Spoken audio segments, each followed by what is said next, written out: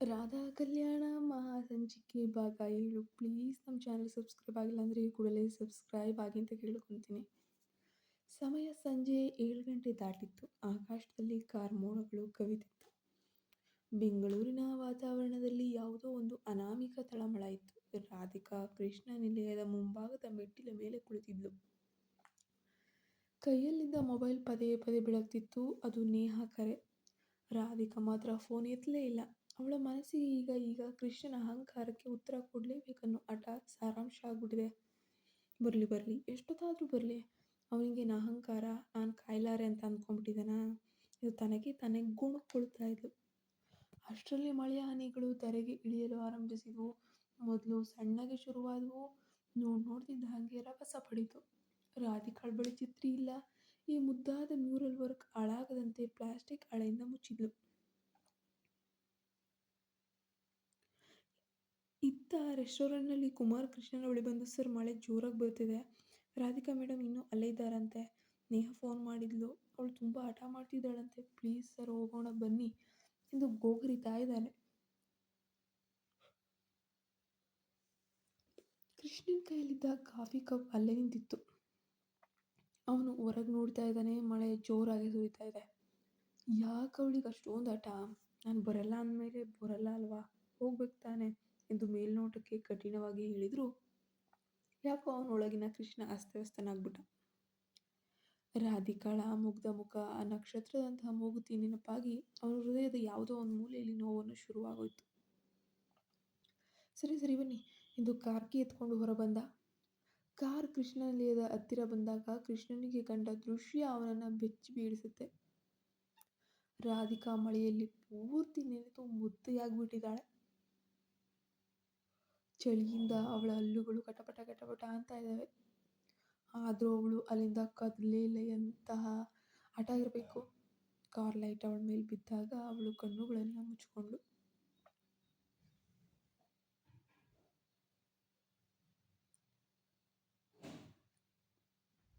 ಕೃಷ್ಣ ಕಾರ್ನಿಂದ ಛತ್ರಿ ಹಿಡಿದು ಅವಳ ಹತ್ರ ಬಂದ. ನಿಮ್ಮ ತಲೆಗಿಲೆ ಕೆಟ್ಟಿದೆ ರಾಧಿಕಾ, ಈ ಮಳೆಯಲ್ಲಿ ಯಾಕೆ ಹೀಗೆ ನೆನೆತಿದ್ದೀರಾ ಎಂದು ಏರು ಧ್ವನಿಯಲ್ಲಿ ಕೇಳಿದ್ದ.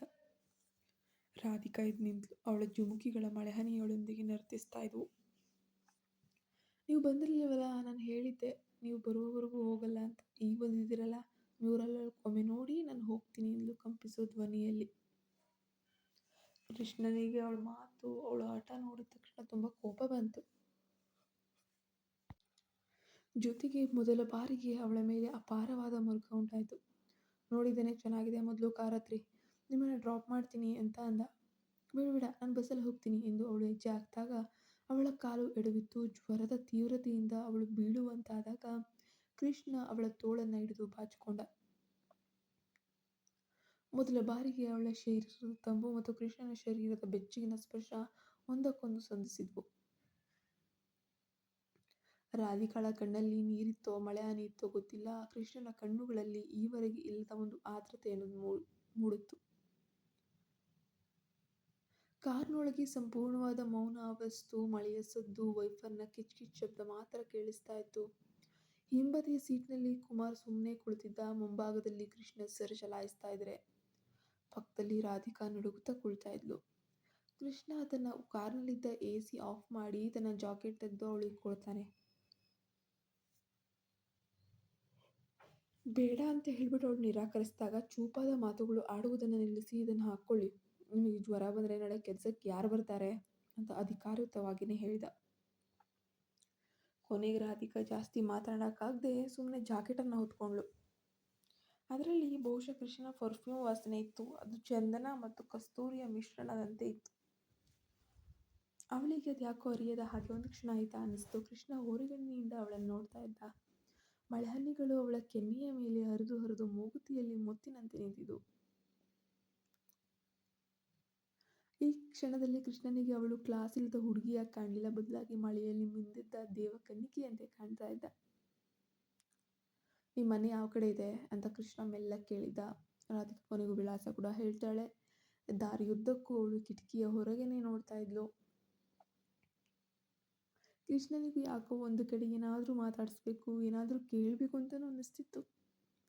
ಆದರೆ ಅಹಂಕಾರ ಇದೆಯಲ್ಲ ಅದು ಅಡ್ಡ ಬರ್ತಾನೆ ಇತ್ತು.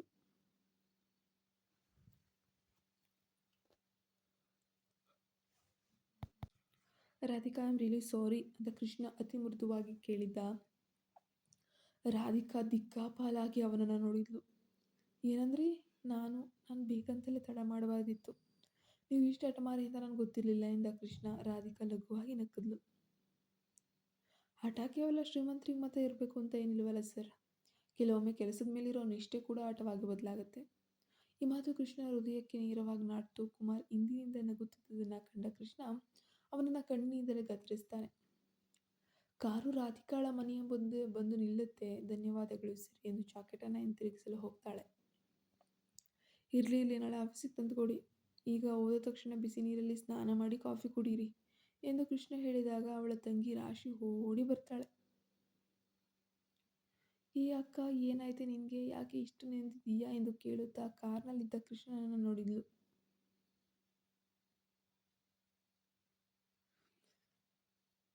ಓಹೋ, ಇವರೇನಾ ನಿಮ್ಮ ಕೃಷ್ಣ ಸರ್ ಎಂದು ತಮಾಷೆಯಾಗಿ ಕೇಳ್ತಾ ಇದ್ದಾಳೆ ತಂಗಿ. ರಾಧಿಕಾ ತಕ್ಷಣ ತಂಗಿಯ ಬಾಯನ್ನು ಮುಚ್ಚಿಸಿ ಒಳಗೆ ಕರ್ಕೊಂಡೇ ಹೊಂಟೋದ್ಲು.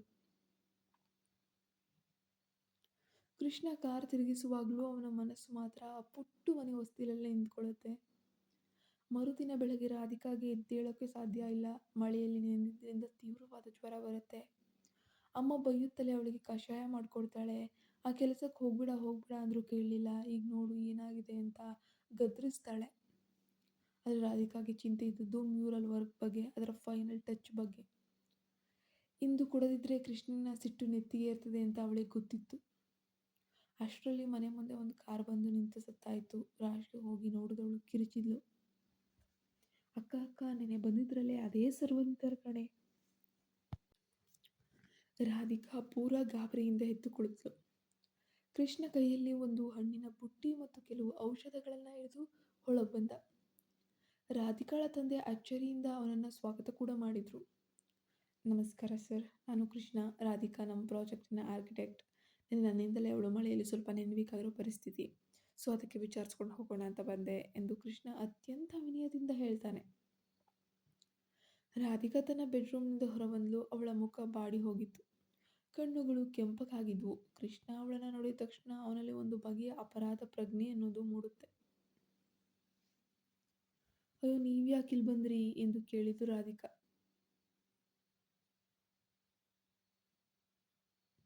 ನೀವಿವತ್ತು ಕೆಲ್ಸಕ್ಕೆ ಬರಲ್ಲ ಅಂತ ಗೊತ್ತು, ಸೊ ಅದಕ್ಕೆ ಪೆಂಡಿಂಗ್ ಇರೋದ ಡಿಸೈನ್ಸ್ ಎಲ್ಲ ಕಲೆಕ್ಟ್ ಮಾಡ್ಕೊಂಡು ಹೋಗೋಣ ಅಂತ ಬಂದೆ. ಇದು ಎಂದು ಔಷಧಿಗಳನ್ನು ನೀಡಿದ್ದ.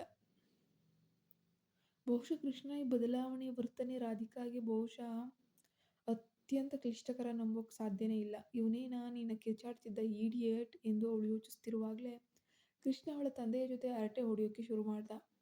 ರಾಧಿಕಾಳ ತಂದೆ ಒಬ್ಬ ನಿವೃತ್ತ ಶಿಕ್ಷಕರು. ಕೃಷ್ಣನಿಗೆ ಅವರ ಸರಳತೆ ಇಷ್ಟ ಆಯಿತು. ಹೋಗುವಾಗ ಕೃಷ್ಣ ರಾಧಿಕಾಳ ಹತ್ರ ಬಂದು ಮೆಲ್ಲಗೆ ಹೇಳಿದ,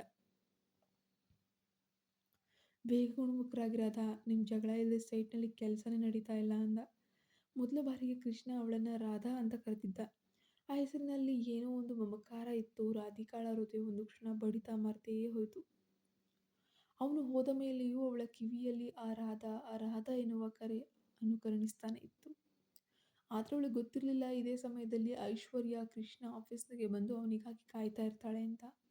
ಮತ್ತು ಅವಳ ಮನಸ್ಸಿನಲ್ಲಿ ರಾಧಿಕಾಳ ವಿರುದ್ಧ ಒಂದು ದೊಡ್ಡ ಸಂಚೆ ರೂಪಿತವಾಗ್ತಿರುತ್ತೆ. ಕೃಷ್ಣ ಆಫೀಸಿಗೆ ತಲುಪಿದಾಗ ಅಲ್ಲಿನ ವಾತಾವರಣ ತುಸು ಗಂಭೀರವಾಗಿ ಇತ್ತು. ಅವನ ಕ್ಯಾಬಿನಲ್ಲಿ ಐಶ್ವರ್ಯ ಕಾಲ್ ಮೇಲೆ ಕಾಲು ಹಾಕ್ಕೊಂಡು ಕುಳಿತುಕೊಂಡು ಗುರುಗಳನ್ನು ಪರೀಕ್ಷಿಸ್ಕೊಳ್ತಾ ಇದ್ದಾಳೆ. ಕೃಷ್ಣ ಒಳಗೆ ಬರುತ್ತಿದ್ದಂತೆ ಅವಳು ಎದ್ದು ನಿಂತು, ಎಲ್ಲಿಗೆ ಹೋಗಿದ್ದೆ ಕ್ರಿಶ್? ನಿನ್ನ ಫೋನ್ ಯಾಕೆ ಸ್ವಿಚ್ ಆಫ್ ಆಗಿದೆ ಅಂತ ಅಧಿಕಾರಯುತವಾಗಿಯೇ ಕೇಳಿದ್ಲು. ಕೃಷ್ಣನಿಗೆ ಅವಳ ಪ್ರಶ್ನೆ, ಅವಳು ಕೇಳೋ ರೀತಿ ಯಾವುದೂ ಕೂಡ ಇಷ್ಟ ಆಗಲಿಲ್ಲ. ಒಂದು ಸಣ್ಣ ಕೆಲಸ ಆಯಿತು ಐಶು, ಏನು ವಿಷಯ ಅಂತ ಕೇಳ್ತಾನೆ ಸಮಾಧಾನದಿಂದಲೇ. ನೋಡು ಕ್ರಿಶ್, ನಮ್ಮ ಅಪ್ಪ ಅಮ್ಮ ಮದುವೆ ಬಗ್ಗೆ ಮಾತಾಡ್ತಾ ಇದ್ದಾರೆ. ಆದರೆ ನೀನು ಯಾವುದೇ ಚಿಕ್ಕ ಪುಟ್ಟ ಹೌಸಿಂಗ್ ಪ್ರಾಜೆಕ್ಟ್ ಅಂತ ಹೇಳಿಬಿಟ್ಟು ಈ ರೀತಿ ಬೆಂಗಳೂರಿಗೆ ಬಂದು ಗಲ್ಲಿಯಲ್ಲಿ ಅಲ್ದಾಡ್ತಾ ನನಗೆ ಟೈಮ್ ಕೊಡ್ದಂಗಿದೆಯಾ? ಆ ಶಂಕರ್ ಸರ್ ಪ್ರಾಜೆಕ್ಟ್ ಆ ರಾಧಿಕಾ ಅನ್ನೋ ಹುಡುಗಿ ಕೊಡುವ ಬದಲು ಬೇರೆ ಯಾರಿಗಾದರೂ ಪ್ರೊಫೆಷ್ನಲ್ಸ್ಗೆ ಕೊಡಬಹುದಿತ್ತಲ್ವಾ? ನೀನು ಇಷ್ಟು ತಲೆ ಕೆಡಿಸ್ಕೊಳ್ಳೋ ಅವಶ್ಯಕತೆನೇ ಇಲ್ಲ. ಅವಳು ಹಾಕೋ ಬಟ್ಟೆ, ಅವಳ ಆ್ಯಟಿಟ್ಯೂಡ್ ನೋಡಿದರೆ ನನಗೆ ಚೀಪ್ ಥರನೇ ಅನಿಸುತ್ತೆ ಎಂದು ಮೂಗು ಮುರಿದಿದ್ಲು ಐಶ್ವರ್ಯ. ಅಕಸ್ಮಾತಾಗಿ ಬೆಳಗ್ಗೆ ನೋಡಿದಂಥ ರಾಧಿಕಾ ಮನೆ, ಅವಳ ತಂದೆಯ ಸರಳತೆ, ಮಳೆಯಲ್ಲಿ ನೆಂದರೂ ತನ್ನ ವೃತ್ತಿನಿಷ್ಠೆ ಬಿಡದೆ ಅವಳ ಮುಖ ನೆನಪಾಗೋಯ್ತು. ಐಶು, ಯಾರನ್ನ ಅವ್ರ ಬಟ್ಟೆಯಿಂದ ಅಳಿಬೇಡಕ್ಕೆ ಹೋಗ್ಬೇಡ. ಅವಳು ತುಂಬ ಟ್ಯಾಲೆಂಟೆಡ್ ಇದ್ದಾಳೆ ಆ್ಯಂಡ್ ಪ್ಲೀಸ್ ನನ್ನ ಕೆಲಸದ ಬಗ್ಗೆ ನಾನು ನಿರ್ಧಾರ ಮಾಡ್ತೀನಿ ಅಂದ ಕೃಷ್ಣನ ಧ್ವನಿಯಲ್ಲಿ ಈ ಹಿಂದೆ ಇಲ್ಲದ ಒಂದು ಗಡುಸುತನ ಇತ್ತು. ಐಶ್ವರ್ಯಳಿಗೆ ಬಹಳ ಅಂದರೆ ಬಹಳ ಆಶ್ಚರ್ಯ ಆಗೋಯ್ತು. ಕೃಷ್ಣ ಯಾವತ್ತೂ ಇನ್ನೊಬ್ಬರನ್ನ ಅವಳ ಮುಂದೆ ಹೊಗಳಿದ್ದಿಲ್ಲ, ಎಂದಿಗೂ ಅವಳನ್ನು ಹೀಗೆ ಎದುರು ಹಾಕ್ಕೊಂಡಿದ್ದಿಲ್ಲ.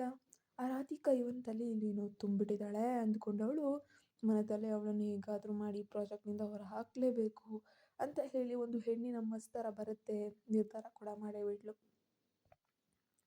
ಅವಳು ಹೊರಬರುವಾಗ ಕುಮಾರ್ ಎದುರಾದಾಗ ಕುಮಾರ್, ಈ ರಾಧಿಕಾ ಯಾರು, ಫೋನ್ ನಂಬರ್ ಮತ್ತು ಅವಳ ಮನೆ ವಿಳಾಸ ನನಗೆ ಕಂಪ್ಲೀಟ್ ಆಗಬೇಕು, ಅವಳಿಗೆ ಏನೋ ಇನ್ಸ್ಟ್ರಕ್ಷನ್ ಕೊಡಬೇಕಾಗಿದೆ ಅಂತ ಹೇಳಿ ಸುಳ್ಳು ಹೇಳಿ ಪಡೆದುಕೊಳ್ತಾಳೆ. ಕುಮಾರಿಗೆ ಪಾಪ ಏನು ಗೊತ್ತಾಗುತ್ತೆ, ಏನೋ ಅರಿದವನಂತೆ ನೀಡಿದ್ರು. ಅವರ ಮನಸ್ಸಿನಲ್ಲಿ ಒಂದು ಬಗೆಯ ಆತಂಕ ಶುರುವಾಯಿತು. 2 ದಿನಗಳ ವಿಶ್ರಾಂತಿಯ ನಂತರ ರಾಧಿಕಾ ಸೈಟ್ಗೆ ಮರಳಿದ್ಲು. ಅವಳ ಮುಖದಲ್ಲಿ ಇನ್ನೂ ಸ್ವಲ್ಪ ನಿಶಕ್ತಿ ಇತ್ತಾದರೂ ಕೃಷ್ಣ ನೀಡಿದ ಆ ಮಾತ್ರೆಗಳು ಮತ್ತು ಅವನ ಭೇಟಿ ಅವಳಿಗೆ ಒಂಥರ ಹೊಸ ಚೈತನ್ಯವನ್ನು ನೀಡಿತು. ಸೈಟ್ ತಲುಪಿದಾಗ ಕೃಷ್ಣ ಅಲ್ಲೇ ನಿಂತು ಮ್ಯೂರಲ್ ವರ್ಕ್ ನೋಡ್ತಾ ಇದ್ದಾನೆ. ರಾಧಿಕಾ ಹತ್ರ ಹೋದಾಗ ಅವನು ತಿರುಗಿ ನೋಡಿದ. ಹೇ, ಹೇಗಿದ್ಯಾ, ಚೆನ್ನಾಗಿದ್ಯಾ, ಆರೋಗ್ಯ ಎಂದು ಮೆಲ್ಲಗೆ ಕೇಳಿದ್ದ. ಪರವಾಗಿಲ್ಲ ಸರ್, ಥ್ಯಾಂಕ್ ಯು ಎನ್ನುತ್ತಾ ಅವಳು ತನ್ನ ಕೆಲಸದಲ್ಲಿ ಮಗ್ನಳಾದ್ಲು. ಮ್ಯೂರಲ್ ವರ್ಕ್ನ ಅಂತಿಮ ಹಂತದಲ್ಲಿ ಬಣ್ಣ ಬಳಿಯುವ ಕೆಲಸ ಶುರುವಾಗಿತ್ತು. ರಾಧಾ ಮತ್ತು ಕೃಷ್ಣರ ಪ್ರತಿಮೆಗೆ ಅವಳು ಜೀವ ತುಂಬ್ತಾ ಇದ್ದಾಳೆ. ಕೃಷ್ಣ ಅವಳನ್ನು ಗಮನಿಸ್ತಿದ್ದೆ. ಬಣ್ಣದ ಹನಿಗಳ ಮೇಲೆ ಅವಳ ಮುಂಗುರುಳ ಮೇಲೆ ಬಿದ್ದಿದ್ವು. ಕೆಲಸದಲ್ಲಿ ಅವಳ ಏಕಾಗ್ರತೆ, ಅವಳ ಪ್ರಾಮಾಣಿಕತೆ ನಿಜವಾಗ್ಲೂ ಅತ್ಯದ್ಭುತವಾಗಿತ್ತು. ರಾಧಿಕಾ ಕೃಷ್ಣ ಚಿತ್ರದಲ್ಲಿ ಯಾಕೆ ಇಷ್ಟೊಂದು ವಿಷಾದ ಇದೆ ಎಂದು ಕೃಷ್ಣ ಆ ಕಲಾಕೃತಿಯನ್ನು ದಿಟ್ಟಿಸಿ ಕೇಳಿದ್ದ. ರಾಧಿಕಾ ಕೈಯಲ್ಲಿದ್ದ ಬ್ರಷ್ ನಿಲ್ಲಿಸಿ ಅವನ ಕಣ್ಣುಗಳನ್ನು ನೋಡಿದ್ಲು. ಕೃಷ್ಣ ಎಲ್ಲರನ್ನ ಪ್ರೀತಿಸಿದೆ ಸರ್, ಆದರೆ ಅವನು ಯಾರಿಗೂ ಪೂರ್ತಿಯಾಗಿ ಸಿಗಲಿಲ್ಲ. ಅವನು ಅರಮನೆಯಲ್ಲಿ ಇದ್ರೂ ಅವನ ಮನಸ್ಸು ಯಾವತ್ತೂ ಬೃಂದಾವನದ ಆ ರಾಧೆಯ ಹತ್ತಿರನೇ ಇತ್ತು. ಈ ವಿರಹವೇ ಈ ಕಲೆ ಅಂತ ಹೇಳಿದ್ಲು.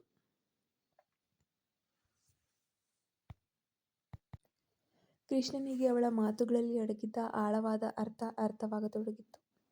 ಅವನು ತನ್ನ ಜೀವನದ ಬಗ್ಗೆ ಯೋಚಿಸಿದ್ದ. ಕೋಟಿ ಆಸ್ತಿ, ಬಿಸ್ನೆಸ್, ಐಶ್ವರ್ಯಳಂತಹ ಸುಂದರ ಗೆಳತಿ, ಎಲ್ಲವೂ ಇದ್ರೂ ಅವನಿಗೆ ಎಲ್ಲೋ ಒಂದು ಕಡೆ ನೆಮ್ಮದಿಯ ಕೊರತೆ ಇತ್ತು. ರಾಧಿಕಾಳ ಈ ಸಣ್ಣ ಸಣ್ಣ ಮಾತುಗಳು ಅವನ ಮನಸ್ಸಿನ ಕದವನ್ನೇ ತಟ್ತಾ ಇದ್ವು. ಅಷ್ಟರಲ್ಲಿ ಐಶ್ವರ್ಯ ಅಲ್ಲಿಗೆ ಬಂದ್ಲು. ರಾಧಿಕಾ ಮತ್ತು ಕೃಷ್ಣ ಹತ್ತಿರ ನಿಂತು ಮಾತುಕತೆ ಆಡ್ತಾ ಇರೋದನ್ನ ನೋಡಿ ಅವಳ ಕಣ್ಣುಗಳಲ್ಲಿ ಕಿರಿಕಾಡಿದ್ವು. ಇವರೇನು ಬಾಸಾ, ಎಂಪ್ಲಾಯ ಅಥವಾ ಲವರ್ಸಾ? ವಾಟ್ ಯು ಬ್ಯೂಟಿಫುಲ್ ಡ್ರಾಮಾ ಅಂತ ಚಪ್ಪಾಳೆ ತಟ್ಟುತ್ತಾ ಅವಳ ಬಂದ್ಲು.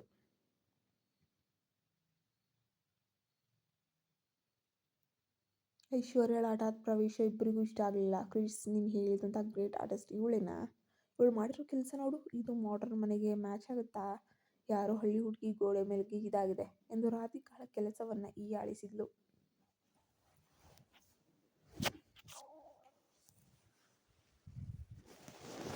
ರಾಧಿಕಾಗೆ ಇದು ದೊಡ್ಡ ಅವಮಾನ ಆಗಿತ್ತು. ಅದು ಕಲೆ ಅವಳ ಉಸಿರು ನೋಡಿ. ಮೇಡಮ್, ನಿಮ್ಗೆ ಇಷ್ಟ ಆಗಲಿಲ್ಲ ಅಂದರೆ ಅದು ನಿಮ್ಮ ಅಭಿರುಚಿ ತೊಂದರೆ, ನನ್ನ ಕಲೆದಲ್ಲ ಅಂತ ನೇರವಾಗಿಯೇ ಹೇಳಿದ್ಲು. ನೋಡು ಕ್ರಿಶ್, ಇವಳಿಗೆ ಎಷ್ಟು ಸೊಕ್ಕಂತ ನನ್ನ ಮುಂದೆ ಹೀಗೆ ಮಾತಾಡ್ತಾ ಇದ್ದಾಳೆ. ಆದರೆ ನಿನ್ನ ಹತ್ರ ಇನ್ನೆಷ್ಟು ನಾಟಕ ಆಡಿರಬೇಡ. ಇವಳನ್ನು ಈ ಕ್ಷಣವೇ ಈ ಪ್ರಾಜೆಕ್ಟ್ನಿಂದ ತೆಗೆದು ಹಾಕು ಅಂತ ಐಶ್ವರ್ಯ ಕೂಗಾಡಿದ್ಲು. ಕೃಷ್ಣ ಒಂದು ಕಡೆ ಸಂಕಷ್ಟಕ್ಕೆ ಸಿಲುಕ್ತಾನೆ, ಒಂದು ಕಡೆ ತನ್ನ ಕುಟುಂಬದವ್ರು ಮೆಚ್ಚಿರೋ ಹುಡುಗಿ, ಇನ್ನೊಂದು ಕಡೆ ತನ್ನ ಮನಸ್ಸು ಗೌರವಿಸ್ತಿರೋ ಪ್ರತಿಭಾವಂತ ಕಲಾವಿದೆ. ಐಶು, ಸುಮ್ಮನಿರು, ಇಲ್ಲಿ ಕೆಲಸ ನಡೀತಾ ಇದೆ ಎಂದು ಕೃಷ್ಣ ಅವಳನ್ನು ಸಮಾಧಾನಿಸೋಕೆ ಹೋದಾಗ ಐಶ್ವರ್ಯ ರಾಧಿಕಾಳ ಕೈಯಲ್ಲಿದ್ದ ಬಣ್ಣದ ತಟ್ಟೆಯನ್ನು ಕಸಿದು ಆ ಮ್ಯೂರಲ್ ವರ್ಕ್ ಮೇಲೆ ಎಸೆದುಬಿಟ್ಲು. ಆ ಒಂದೇ ಒಂದು ಕ್ಷಣಾರ್ಧದಲ್ಲಿ ರಾಧಿಕಾಳ ದಿನಗಳ ಶ್ರಮ ಮಣ್ಪಾಲಾಗಿ ನೀರಾಗಿ ಹೋಯಿತು. ರಾಧಿಕಾಳ ಕಣ್ಣುಗಳಿಂದ ಧಾರಾಕಾರವಾದ ನೀರರಿತು. ಅವಳು ಮೌನವಾಗಿ ಕೃಷ್ಣನನ್ನು ನೋಡಿದ್ಲು. ಅವನ ಕಣ್ಣುಗಳಲ್ಲಿ ಅಸಹಾಯಕತೆ ಬಿಟ್ಟು ಬೇರೇನೂ ಕಾಣಲಿಲ್ಲ. ಅವಳು ಒಂದು ಮಾತು ಕೂಡ ಆಡದೆ ತನ್ನ ಬ್ಯಾಗನ್ನು ಎತ್ಕೊಂಡು ಅಲ್ಲಿಂದ ಹೋದ. ಕೃಷ್ಣನಿಗೆ ರೇಗ್ ಹೋಗಿತ್ತು. What the hell did you Aishu ಎಂದು ಅವನು ಮೊದಲ ಬಾರಿಗೆ ಐಶ್ವರ್ಯಳ ಮೇಲೆ ಕೈ ಎತ್ತಿದಷ್ಟು ಸಿಟ್ಟಿನಿಂದ ಕಿರಿಚಿದ್ದ. ಕೃಷ್ಣ, ನೇಹಾ ಕೂಡ ಅಲ್ಲಿಗೆ ಬಂದ್ರು. ಹಾಳಾದ ಕಲಾಕೃತಿಯನ್ನು ನೋಡಿ ನೇಹಾ ಅಳಲಾರಂಭಿಸಿದ್ಲು. ಕೃಷ್ಣನಿಗೆ ಈಗ ಅರಿವಾಯಿತು, ಅವನು ಕೇವಲ ಒಂದು ಗೋಡೆಯ ಚಿತ್ರವನ್ನು ಹಾಳು ಮಾಡಲಿಲ್ಲ, ಒಬ್ಬ ಕಲಾವಿದೆಯ ನಂಬಿಕೆಯನ್ನು ಕೊಂದಿದ್ದೇನೆ ಎಂದು. ಅವನು ಐಶ್ವರ್ಯಾಳನ್ನ ಅಲ್ಲೇ ಬಿಟ್ಟು ರಾಧಿಕಾಳನ್ನ ಹುಡುಕುತ್ತಾ ಹೊರಗೆ ಬಂದ. ಅವಳು ಆಗಲೇ ಅಲ್ಲಿಂದ ಹೊರಟು ಹೋಗಿದ್ಲು.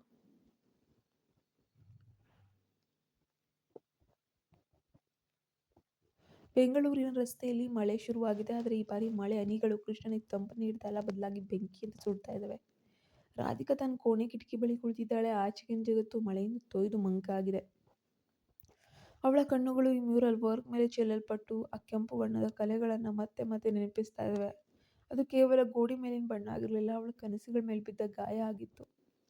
ಕೈಯಲ್ಲಿದ್ದ ಫೋನ್ ಪದೇ ಪದೇ ಬೆಳಗ್ತಾ ಇದೆ. ಅದು ಕೃಷ್ಣನ ಕರೆ ಅಂತ ತಿಳಿದಿದ್ರು ಅವಳು ಫೋನ್ ಎತ್ತಕ್ಕೆ ಹೋಗಲಿಲ್ಲ. ಅಹಂಕಾರದ ಶಿಖರದಲ್ಲಿರುವಂತಹ ಕೃಷ್ಣನ ಕ್ಷಮೆಯಾಚನೆ ಅವಳಿಗೆ ಬೇಕಾಗಿರಲಿಲ್ಲ. ಅದರಿಂದ ಏನೂ ಉದ್ಧಾರ ಆಗಬೇಕಾಗಿಲ್ಲ. ಆದರೆ ಬಂದದ್ದು ಕರೆಯಲ್ಲ, ಒಂದು ಸಂದೇಶ.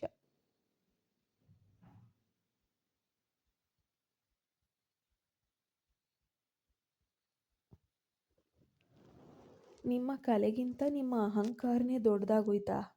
ನನಗೆ ಗೊತ್ತಿರಲಿಲ್ಲ ರಾಧಿಕಾ. ಐಶ್ವರ್ಯ ಮಾಡಿದೊಂದು ಸಣ್ಣ ಕೆಲಸಕ್ಕೆದ್ರೆ ನೀವು ಹೀಗೆ ಬೆನ್ನು ತೋರಿಸ್ಕೊಂಡು ಓಡೋಗ್ತೀರಿ ಅಂತ ನಾನು ಅಂದ್ಕೊಂಡಿರಲಿಲ್ಲ. ಬಹುಶಃ ರಾಧಾಕೃಷ್ಣನ ಕಲಾಕೃತಿಯನ್ನು ಪೂರ್ಣಗೊಳಿಸುವ ಶಕ್ತಿ ನಿಮ್ಮಲ್ಲಿಲ್ವೇನೋ. ನಿಮ್ಮ ಕಲೆಯಲ್ಲಿ ಅಷ್ಟು ದಮ್ ಇಲ್ಲ ಅಂತ ನೀವೇ ಒಪ್ಕೊಂಡಂತಾಯಿತು. ಸೋಲನ್ನು ಒಪ್ಕೊಂಡು ಮನೆಯಲ್ಲಿ ಕುಳಿತುಕೊಳ್ಳೋದು ಬಹಳ ಸುಲಭದ ಕೆಲಸ ಅಲ್ವಾ ರಾಧಾ? ಸಂದೇಶ ಓದ್ತಿದ್ದ ಹಾಗೆ ರಾಧಿಕಾಳ ಅಂಗೈಯಲ್ಲಿ ಬೆವರು ಅಡಿ ಇಟ್ಟಿತ್ತು. ಉಸಿರಾಟದ ವೇಗ ಹೆಚ್ಚಾಯಿತು. ಅವಳಿಗೆ ಕೃಷ್ಣನ ಮೇಲೆ ಮಾತ್ರವಲ್ಲ, ತನ್ನ ಅಸಹಾಯಕತೆಯ ಮೇಲೂ ಸಿಟ್ಟು ಬರುತ್ತೆ. ತಕ್ಷಣವೇ ಮತ್ತೊಂದು ಇಮೇಲ್ ನೋಟಿಫಿಕೇಶನ್ ಬಂತು. ಅದು ಕೃಷ್ಣನ ಕಂಪನಿಯ ಲೀಗಲ್ ಟೀಮ್ನಿಂದ ಬಂದ ಬ್ರೀಚ್ ಆಫ್ ಕಾಂಟ್ರಾಕ್ಟ್ ನೋಟಿಸ್. ಇವನಿಗೆ ಎಷ್ಟು ಧೈರ್ಯ! ಅವಳ ಹಲ್ಲುಗಳು ಕಿರಿದು. ಕೃಷ್ಣ ಅವಳನ್ನು ಸಮಾಧಾನ ಮಾಡೋ ಬದಲು ಗಾಯದ ಮೇಲೆ ಉಪ್ಪು ಸುರಿತಾ ಇದ್ದಾನೆ. ಅಷ್ಟರಲ್ಲಿ ನೇಹಾ ಮನೆಗೆ ಬಂದಳು. ಅವಳ ಮುಖದಲ್ಲಿ ಒಂದು ಥರ ಭಯ ಇತ್ತು. ರಾಧಿಕಾ, ಸೈಟ್ನಲ್ಲಿ ಆ ಗೋಡೆ ಹಾಗೇ ಇದೆ. ಕೃಷ್ಣ ಸರ್ರು ಯಾರನ್ನ ಆ ಗೋಡೆ ಕಡೆ ಹೋಗಕ್ಕೆ ಬಿಡ್ತಾ ಇಲ್ಲ. ಈ ಕೆಲಸ ಅವಳಿಂದ ಮಾತ್ರ ಸಾಧ್ಯ. ಅವಳೇ ಬಂದು ಮಾಡಲೇಬೇಕು. ಇದ್ದರೆ ಆ ಗೋಡೆ ಹಾಗೆಯೇ ಹಾಳಾಗಿರಲಿ ಎಂದು ಎಲ್ಲರ ಮುಂದೆ ಹೇಳಿದ್ದಾರೆ. ಅವ್ರು ನಿನ್ನನ್ನು ಅಣಕಿಸ್ತಾ ಇದ್ದಾರೆ ರಾಧಿಕಾ ಅಂತ ನೇಹಾ ಅಳುವಿನಿಂದನೇ ಹೇಳುತ್ತಾಳೆ. ರಾಧಿಕಾ ಎದ್ದು ನಿಂತ್ಕೊಳ್ತಾಳೆ. ಅವಳ ಕಣ್ಣುಗಳಲ್ಲಿನ ನೀರು ಮಾಯವಾಗಿ ಹಠದ ಕಿಡಿ ಮಿಂಚುತ್ತೆ. ಅವನಿಗೆ ಅಹಂಕಾರ ಅನ್ನೋದಿದ್ರೆ ನನಗೆ ನನ್ನ ಕಲೆ ಮೇಲೆ ನಂಬಿಕೆ ಇದೆ ನೇಹಾ. ನನ್ನನ್ನು ಸೋತ ಕಲಾವಿದೆ ಎಂದು ಕರೆಯಲು ಅವನು ಯಾರು? ಈಗ ನೋಡು, ನಾನು ಆ ಗೋಡೆಯ ಜೀವ ತುಂಬಿದ್ರೆ ನಾನು ರಾಧಿಕಾನೇ ಅಲ್ಲ.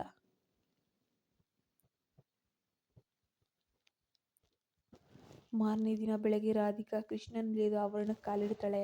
ಅಲ್ಲಿ ಅಘೋಷಿತ ಮೌನವಿತ್ತು. ಕಾರ್ಮಿಕರು ಅವಳನ್ನು ನೋಡಿ ಆಶ್ಚರ್ಯದಿಂದ ದಾರಿ ಬಿಟ್ರು. ಸೈಟ್ನ ಮಧ್ಯದಲ್ಲಿ ಕೃಷ್ಣ ತನ್ನ ಬ್ಲ್ಯಾಕ್ ಸಫಾರಿ ಸೂಟ್ನಲ್ಲಿ ಕೈಗಳನ್ನು ಕಟ್ಕೊಂಡು ನಿಂತಿದ್ದಾನೆ. ಅವನ ಮುಖದಲ್ಲಿ ಒಂದು ವಿಚಿತ್ರವಾದ ವಿಷಯದ ನಗು ಅಡಗಿತ್ತು. ರಾಧಿಕಾ ನೇರವಾಗಿ ಅವನ ಹತ್ರ ನಡೆದಳು. ಅವಳ ಹೆಜ್ಜೆಗಳಲ್ಲಿ ಭೂಮಿ ಕಂಪಿಸಿದಂತಾಯಿತು. ಬಂದ್ರ ಮೇಡಮ್? ಕೃಷ್ಣ ತನ್ನ ವಾಚ್ ನೋಡುತ್ತಾ ಅಣಕಿಸ್ತಾ. ಬಸ್ನಲ್ಲಿ ಬರುವಾಗ ಸೋಲನ್ನು ಹೇಗೆ ಒಪ್ಕೊಳ್ಬೇಕು ಅಂತ ಯೋಚನೆ ಮಾಡ್ತಾ ಇದ್ರಾ? ಅಥವಾ ಈ ನೋಟಿಸ್ ನೋಡಿ ಭಯ ಆಗೋಯ್ತಾ? ನಿಮಗೆ ಹಣದ ಮೇಲೆ ಆಸೆ ಜಾಸ್ತಿ ಅಂತ ಇವತ್ತು ಸಾಬೀತಾಯ್ತು ಬಿಡಿ ಅಂತ ಹೇಳ್ತಾನೆ. ರಾಧಿಕಾ ಅವನ ಕಣ್ಣುಗಳನ್ನೇ ದಿಟ್ಟಿಸ್ತಾ ಇದ್ಲು. ಇಬ್ಬರ ದೃಷ್ಟಿಗಳು ಸಂಧಿಸಿದಾಗ ಅಲ್ಲಿ ಮಿಂಚು ಸಂಚರಿಸಿತು. ಕೃಷ್ಣನಿಗೆ ಅವಳ ಆ ಕೆಂಪಾದ ಕಣ್ಣುಗಳನ್ನು ನೋಡಿದಾಗ ಏನೋ ಒಳಗೊಳಗೆ ಸಂಕಟ, ಭಯ ಅನ್ನೋದು ಶುರುವಾಗುತ್ತೆ. ಹೊರಗೆ ಕಠಿಣವಾಗಿಯೇ ನಟಿಸೋಕೆ ಶುರು ಮಾಡ್ತಾನೆ.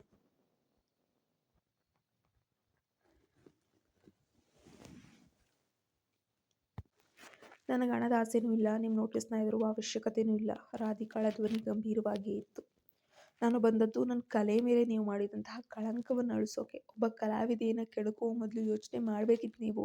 ಕೃಷ್ಣ ಒಂದು ಹೆಜ್ಜೆ ಹತ್ತಿರ ಬಂದ. ಅವಳ ಮಲ್ಲಿಗೆಯ ವಾಸನೆ ಅವಳ ಘ್ರಾಣೇಂದ್ರಿಯಕ್ಕೆ ಅಪ್ಪಳಿಸಿತ್ತು. ಅದನ್ನೇ ಅಲ್ವಾ ನಾನು ಹೇಳಿದ್ದು, ಸಾಬೀತುಪಡಿಸುವಂತ ಆ ಹಳದ ಗೋಡೆಯ ಮೇಲೆ ನಿಮ್ಮ ಪ್ರತಿಭೆ ತೋರಿಸಿ. ಐಶ್ವರ್ಯ ಎಸೆದ ಬಣ್ಣ ನಿಮ್ಮ ಕಲೆಯನ್ನು ಅಳಿಸಿಲ್ಲ ಅಂತ ನನಗೆ ತೋರಿಸ್ಕೊಡಿ ನೋಡೋಣ. ನಿಮ್ಮಲ್ಲಿ ಆ ಧೈರ್ಯ ಇದ್ರೆ. ಇದೇ ಸರ್, ಇವತ್ತಿನಿಂದ 5 ದಿನಗಳಲ್ಲಿ ಆ ಮ್ಯೂರಲ್ ವರ್ಕ್ ಪೂರ್ಣಗೊಳ್ಳುತ್ತೆ. ಅಷ್ಟರಲ್ಲಿ ನೀವು ಅಥವಾ ನಿಮ್ಮ ಐಶ್ವರ್ಯ ಈ ಗೋಡೆಯ ಹತ್ರ ದಯವಿಟ್ಟು ಸುಳಿಬಾರ್ದು. ಇದು ನನ್ನ ಷರತ್ತು ಅಂತ ಬೆರಳು ತೋರಿಸಿ ಹೇಳಿದ್ಲು.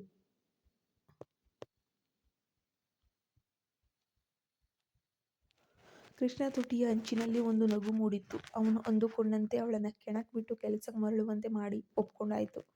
ಆದರೆ ನೆನ್ಪಿಡಿ, ಈ ಬಾರಿ ಸೋತ್ರೆ ಕೇವಲ ಕೆಲಸ ಮಾತ್ರ ಅಲ್ಲ, ನಿಮ್ಮ ಈ ಆರ್ಟಿಸ್ಟ್ನ ಹೆಸರೇ ಇರಲ್ಲ. ರಾಧಿಕಾ ಏನು ಮಾತನಾಡದೆ ಬಣ್ಣದ ಬಕೆಟನ್ನು ಎತ್ಕೊಂಡು ಗೋಡೆಯ ಬಳಿ ನಡೆದಳು. ಕೃಷ್ಣ ಅವಳನ್ನೇ ನೋಡುತ್ತಾ ನಿಂತಿದ್ದ. ಅವಳು ತನ್ನ ಜುಮುಕಿಯನ್ನು ಸರಿಪಡಿಸಿಕೊಳ್ಳುತ್ತಾ ಸೀರೆಯ ಸೆರಗನ್ನು ಸೊಂಟಕ್ಕೆ ಸಿಕ್ಕಿಸಿ ಬ್ರಷ್ ಅನ್ನು ಹಿಡಿದಾಗ ಕೃಷ್ಣನಿಗೆ ಅವಳು ರಣರಂಗಕ್ಕೆ ಸಿದ್ಧವಾದ ವೀರ ನಾರಿಯಂತೆ ಕಾಣ್ತಾಳೆ. ಕೆಲಸನೂ ಶುರುವಾಯಿತು. ರಾಧಿಕಾ ಸುತ್ತಮುತ್ತಲಿನ ಜಗತ್ತನ್ನು ಮರೆತಿದ್ಲು. ಹಾಳಾದ ಕೆಂಪು ಬಣ್ಣದ ಕಲೆಗಳನ್ನು ಅವಳು ಕೃಷ್ಣನ ರಥದ ಅಗ್ನಿ ಜ್ವಾಲೆಯನ್ನಾಗಿ ಪರಿವರ್ತಿಸಲು ನಿರ್ಧರಿಸಿದ್ಲು. ಕೃಷ್ಣ ದಿನವಿಡೀ ಸೈಟ್ನಲ್ಲೇ ಇದ್ದ. ಅವನು ತನ್ನ ಲ್ಯಾಪ್ಟಾಪ್ ಅನ್ನು ಹಿಡಿದು ಕುಳಿತಿದ್ರೂ ಅವನ ದೃಷ್ಟಿ ಮಾತ್ರ ಪದೇ ಪದೇ ರಾಧಿಕಾಳ ಮೇಲೇನೆ ಹರಿತಾ ಇತ್ತು. ಅವಳು ಎತ್ತರದಲ್ಲಿರೋ ಏಣಿ ಮೇಲೆ ನಿಂತ್ಕೊಂಡು ಚಿತ್ರ ಬಿಡಿಸುವಾಗ ಅವಳ ಏಕಾಗ್ರತೆ ಎಷ್ಟಿತ್ತು ಅದನ್ನು ಕಂಡು ಅವನು ಬೆರಗಾದ. ಅವಳ ಹಣೆಯ ಮೇಲೆ ಮೂಡಿದ ಬೆವರಿನ ಹನಿಗಳು ಅವಳ ಕಷ್ಟಗಳನ್ನು ಹೇಳ್ತಿದ್ವು. ಸಂಜೆ 6 ಗಂಟೆ ಆಯಿತು. ಎಲ್ಲರೂ ಹೊರಟು ಹೋಗಿದ್ರು. ಕೃಷ್ಣ ರಾಧಿಕಾಳ ಬಳಿ ಹೋಗಿ ಒಂದು ವಾಟರ್ ಬಾಟಲ್ ಅನ್ನು ಹಿಡಿದ. ಕುಡೀರಿ, ಬೆಳಗ್ಗೆಯಿಂದ ಏನೂ ತಿಂದಿಲ್ಲ ನೀವು. ರಾಧಿಕಾ ಬ್ರಷ್ ಅನ್ನ ಕೆಳಗಿಟ್ಟು ಅವನನ್ನು ನೋಡಿದ್ಲು. ನನ್ನ ಮೇಲೆ ಇಷ್ಟೊಂದು ಕಾಳಜಿ ಯಾಕೆ ಸರ್? ಬೆಳಗ್ಗೆ ತಾನೇ ಹಣದ ಆಸೆ ಅಂತ ಹೇಳಿ ಬೈದ್ರಿ, ಚುಚ್ಚಿದ್ರಿ. ಕೃಷ್ಣ ಅಲ್ಪ ಕಾಲ ಮೌನವಾದ. ಅದು ಬಿಸ್ನೆಸ್ ರಾಧಿಕಾ. ಕೆಲಸಗಾರರನ್ನ ಹೇಗೆ ದಾರಿಗೆ ತರಬೇಕು ಅಂತ ನನಗೆ ಗೊತ್ತು. ಐಶ್ವರ್ಯ ಮಾಡಿದ್ದು ತಪ್ಪು ಅಂತ ನನಗೆ ಗೊತ್ತು. ಅದಕ್ಕೆ ಅವಳಿಗೆ ಶಿಕ್ಷೆಯಾಗಿ ಈ ಮನೆಯ ಕೆಲಸ ಮುಗಿಯುವವರೆಗೂ ಅವಳಿಲ್ಲಿಗೆ ಬರದಂತೆ ಮಾಡಿಬಿಟ್ಟಿದ್ದೀನಿ. ರಾಧಿಕಾಳ ಕೈಗಳು ಸ್ತಬ್ಧವಾದವು. ಶಿಕ್ಷೆಯಾ? ಅವಳು ನಿಮ್ಮ ಗೆಳತಿ ಅಲ್ವಾ? ಗೆಳತಿ ಇರಬಹುದು, ಆದರೆ ಕಲೆಯನ್ನು ಅವಮಾನಿಸಲು ನಾನು ಯಾರಿಗೂ ಬಿಡಲ್ಲ. ಅವಳು ನನ್ನ ಅಹಂಕಾರವನ್ನು ಪ್ರತಿನಿಧಿಸ್ತಾಳೆ. ಆದರೆ ನೀವು ನನ್ನ ಮನೆಯ ಹೆಸರಿಗೆ ಅರ್ಥವನ್ನು ಕೊಡ್ತಾ ಇದ್ದೀರಿ. ಕೃಷ್ಣನ ಧ್ವನಿಯಲ್ಲಿ ಮೊದಲ ಬಾರಿಗೆ ಒಂದು ಪ್ರಾಮಾಣಿಕತೆಯ ಮಾತಿತ್ತು. ರಾಧಿಕಾ ಏನು ಮಾತಾಡೋಕೆ ಹೋಗಲಿಲ್ಲ. ಬಾಟಲ್ ಅನ್ನು ಪಡೆದು ನೀರು ಕುಡಿಯುವಾಗ ಅವಳ ಕೈ ಕೃಷ್ಣನ ಕೈಗೆ ತಗುಲುತ್ತಾ ಇತ್ತು. ಆ ಸಣ್ಣ ಸ್ಪರ್ಶ ಇಬ್ಬರಲ್ಲೂ ಒಂದು ರೀತಿಯ ಕಂಪನವನ್ನು ಉಂಟು ಮಾಡೋಕೆ ಶುರು ಮಾಡಿತು. ರಾಧಿಕಾ ತಕ್ಷಣವೇ ಕೈಯನ್ನ ಹಿಂದಕ್ಕೆ ತೆಗೆದುಕೊಂಡು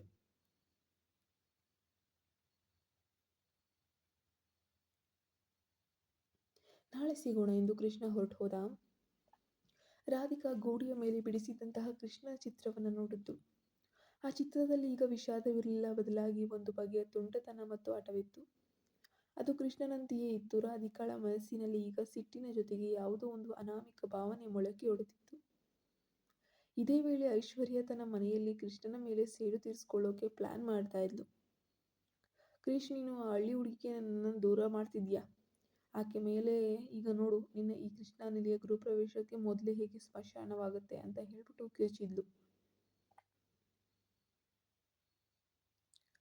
ಐಶ್ವರ್ಯಳ ಐಷಾರಾಮಿ ಬಂಗಲೆಯ ಒಳಗೆ ಅಸೂಯೆಯ ಕಿಚ್ಚು ದಗದಗಿಸ್ತಾ ಇತ್ತು. ಕೈಯಲ್ಲಿರುವಂತಹ ವೈನ್ ಗ್ಲಾಸ್ ಅನ್ನ ಜೋರಾಗಿ ಮೇಜಿನ ಮೇಲೆ ಬಡಿದಿದ್ಲು. ಎದುರು ನಿಂತಿದ್ದ ಸೈಟ್ ಸೂಪರ್ವೈಸರ್ ಮಲ್ಲೇಶ್ನನ್ನ ದಿಟ್ಟಿಸಿ ನೋಡಿದ್ಲು. ಮಲ್ಲೇಶ್ನ ಮುಖದಲ್ಲಿ ಅಚ್ಚಲಾಗಿ ಹಣದ ಆಸೆ, ಅಳುಕು ಅನ್ನೋದು ಎದ್ದು ಕಾಣ್ತಿತ್ತು. ಮಲ್ಲೇಶ್, ಈ ಕೆಲಸ ಅಚ್ಚುಕಟ್ಟಾಗಬೇಕು. ಆ ರಾಧಿಕಾ ಅನ್ನೋ ಹುಡುಗಿ ನಾಳೆ ಬೆಳಗ್ಗೆ ಸೈಟ್ಗೆ ಬರೋಷ್ಟರಲ್ಲಿ ಅವಳು ಮಾಡಿರೋ ಆ ಕಲಾಕೃತಿ ಮಾತ್ರ ಅಲ್ಲ, ಅವಳು ಮುಟ್ಟೋ ಪ್ರತಿಯೊಂದು ವಸ್ತು ಕೂಡ ಹಾಳಾಗಬೇಕು. ಇದು ನಿನ್ನ ಕೈಲಾಗುತ್ತಾ? ಐಶ್ವರ್ಯಳ ಧ್ವನಿಯಲ್ಲಿ ವಿಷ ಇತ್ತು. ಮಲ್ಲೇಶ್ ತಡವರಿಸುತ್ತಾ, ಆದರೆ ಮೇಡಮ್, ಕೃಷ್ಣ ಸರ್ ಗೊತ್ತಾಗ್ಬಿಟ್ರೆ ನನ್ನ ಕೆಲಸ ಹೋಗ್ಬಿಡುತ್ತೆ. ಅವರು ಈಗ ಹುಡುಗಿ ಬಗ್ಗೆ ತುಂಬ ಕಾಳಜಿ ವಹಿಸ್ತಾ ಇದ್ದಾರೆ ಮೇಡಮ್ ಅಂತ ಅಂದ.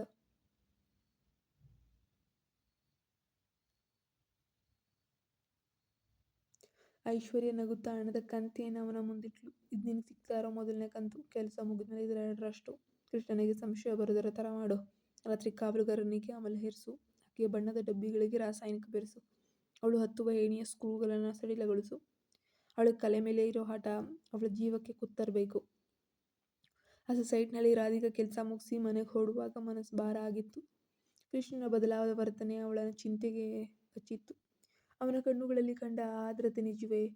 ಅದು ತನ್ನನ್ನು ಕೆಲಸಕ್ಕೆ ಮರಳಿಸಲು ಅವನು ಮಾಡಿದ ತಂತ್ರನ? ಅವಳಿಗೆ ಅರ್ಥವಾಗ್ತಾನೇ ಇಲ್ಲ. ಮನೆಗೆ ಹೋಗೋ ದಾರಿಯಲ್ಲಿ ಅವಳು ಪದೇ ಪದೇ ತನ್ನ ಬೆರಳುಗಳನ್ನು ನೋಡ್ಕೊಳ್ತಾ ಇದ್ದಾಳೆ. ಆ ಬೆರಳುಗಳಿಗೆ ಈಗ ಬಣ್ಣದ ವಾಸನೆಗಿಂತ ಕೃಷ್ಣನ ಕೈ ಸೋಕಿದಂತಹ ಆ ಬೆಚ್ಚಗಿನ ಅನುಭವವೇ ಹೆಚ್ಚಾಗಿ ಕಾಡತೊಡಗಿತ್ತು. ಮನೆಯಲ್ಲಿ ರಾಶಿ ಅವಳಿಗಾಗಿ ಕಾಯ್ತಾ ಇದ್ಲು. ಅಕ್ಕ, ಇವತ್ತು ಆ ಕೃಷ್ಣ ಸರ್ ಬಂದಿರಲಿಲ್ವಾ? ನೀನು ಯಾಕೋ ತುಂಬ ಸುಸ್ತಾಗಿ ಕಾಣ್ತಾ ಇದೀಯಾ ಅಂತ ಅಂದ್ಲು. ರಾಧಿಕಾ ಮುಗುಳ್ನಗುತ್ತ. ಆದರೆ ಆ ನಗುವಿನ ಹಿಂದೆ ಒಂದು ಅನಾಮಿಕ ಭಯ ಅವಳನ್ನು ಆವರಿಸಿತು. ಯಾವುದೋ ಒಂದು ಅನಾಹುತ ನನಗೋಸ್ಕರ ಕಾದಿದೆ ಎಂಬ ಮುನ್ಸೂಚನೆ ಅವಳ ಅಂತಃಪ್ರಜ್ಞೆಯನ್ನು ತಡ್ತಾ ಇತ್ತು. ಮರುದಿನ ಬೆಳಗ್ಗೆ ಸೂರ್ಯನ ಕಿರಣಗಳು ಕೃಷ್ಣ ನಿಲಯದ ಗೋಡೆಗಳ ಮೇಲೆ ಬಿದ್ದಾಗ ರಾಧಿಕಾ ಉತ್ಸಾಹದಿಂದಲೇ ಸೈಟಿಗೆ ಬಂದಿದ್ಲು. ಇಂದು ರಾಧಾಕೃಷ್ಣರ ಮುಖದ ಭಾಗಕ್ಕೆ ಅಂತಿಮ ಸ್ಪರ್ಶ ಅನ್ನೋದು ಕೊನೆಯಲ್ಲಿ ನೀಡಬೇಕಾಗಿತ್ತು. ಅವಳು ತನ್ನ ಬಣ್ಣದ ಡಬ್ಬಿಗಳೆಲ್ಲ ಇಟ್ಟಿದ್ದ ಶೇಡ್ನ ನಡೆದ್ಲು. ಆದರೆ ಅಲ್ಲಿ ಕಂಡ ದೃಶ್ಯ ಅವಳ ಎದೆಯನ್ನು ನಡಗಿಸಿತು.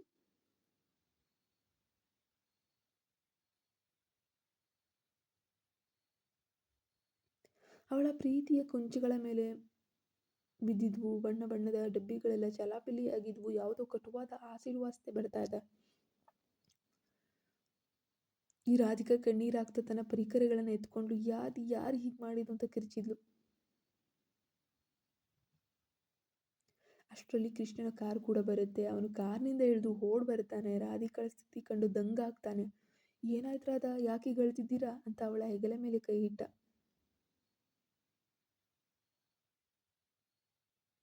ನೋಡಿ ಸರ್, ನನ್ನ ಬಣ್ಣಗಳೆಲ್ಲ ಹಾಳಾಗಿದೆ. ಯಾರೋ ಬೇಕಂತಾನೆ ಇಲ್ಲಿ ಆಸಿಡ್ ಸುರಿದಿದ್ದಾರೆ. ನನ್ನ 5 ದಿನಗಳ ಶ್ರಮ ಇವತ್ತಿಗೆ ಮುಗಿಬೇಕಾಗಿತ್ತು.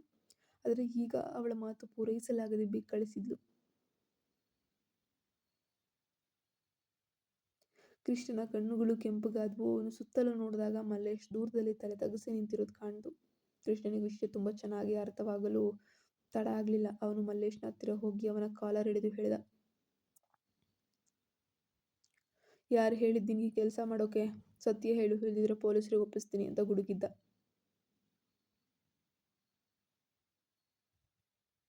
ಮಲ್ಲೇಶ್ ಎದುರಿ ಐಶ್ವರ್ಯಳ ಹೆಸರನ್ನ ಬಾಯ್ಬಿಡ್ತಾನೆ. ಕೃಷ್ಣನಿಗೆ ತನ್ನ ಮೇಲೆ ಅಸಹ್ಯ ಆಗತ್ತೆ.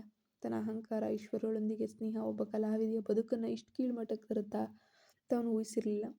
ಅವನು ರಾಧಿಕಾಳ ಹತ್ರ ಬಂದು, ಕ್ಷಮಿಸು ರಾಧಾ, ಇದೆಲ್ಲ ನನ್ನಿಂದಲೇ ಆಯಿತು. ನೀನು ಅಳ್ಬೇಡ, ನಾನು ನಿನಗೆ ಹೊಸ ಬಣ್ಣಗಳನ್ನು ತರಿಸ್ಕೊಡ್ತೀನಿ ಅಂತ ಅಂದ ಅತ್ಯಂತ ಮೃದುವಾಗಿ.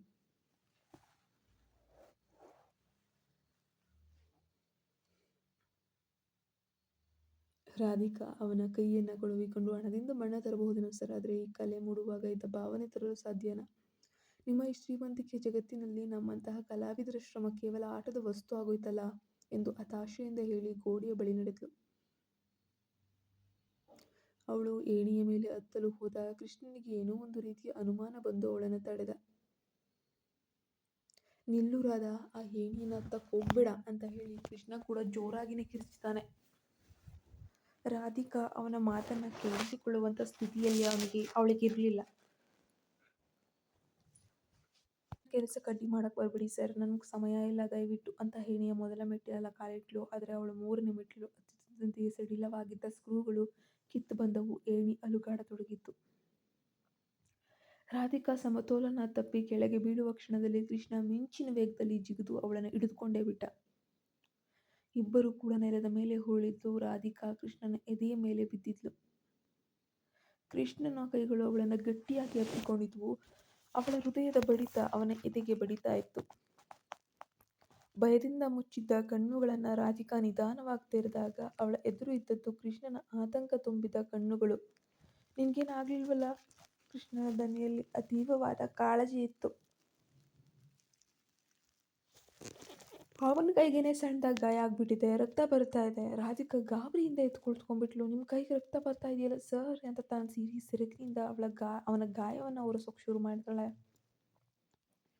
ಆ ಕ್ಷಣದಲ್ಲಿ ಅವರಿಬ್ಬರ ನಡುವೆ ಇರುವಂಥ ಶತ್ರುತ್ವ ಆಗಿರ್ಬೋದು, ಅಹಂಕಾರ ಆಗಿರ್ಬೋದು, ಎಲ್ಲವೂ ಕರಗಿ ಹೋಗುತ್ತೆ. ಕೃಷ್ಣ ಅವಳ ಕೈಯನ್ನು ಹಿಡಿದು, ನನ್ನ ಗಾಯಕ್ಕಿಂತ ನಿನ್ನ ಜೀವನ ನನಗೆ ಮುಖ್ಯ ಆಗಿತ್ತು ರಾಧಾ.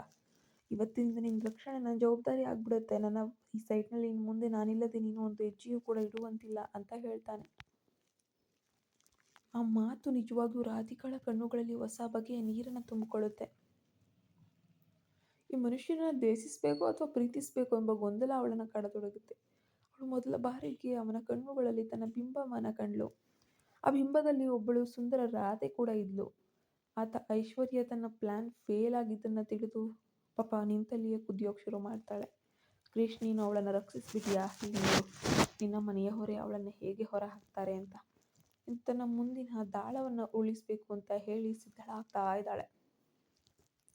ಕೊನೆಗೆ ಅವಳು ಕೃಷ್ಣನ ತಾಯಿಗೆ ಅಂದರೆ ಚಿಕ್ಕಮ್ಮನಿಗೆ ಫೋನ್ ಮಾಡಿ ಸೈಡ್‌ನಲ್ಲಿ ಕೃಷ್ಣ ಮತ್ತು ರಾಧಿಕಾ ಅಪ್ಪುಗೆಯಲ್ಲಿರುವಂತಹ ಒಂದಷ್ಟು ಫೋಟೋಗಳನ್ನು ಕಳಿಸ್ಕೊಂಡು ಬಿಡ್ತಾಳೆ.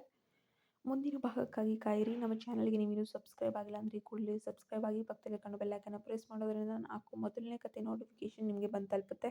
ಮೆಂಬರ್‌ಶಿಪ್ ತೊಗೊಂಡೋರಿಗೆ ಕತೆ ಬೇಗ ಸಿಗುತ್ತೆ. ಧನ್ಯವಾದಗಳು.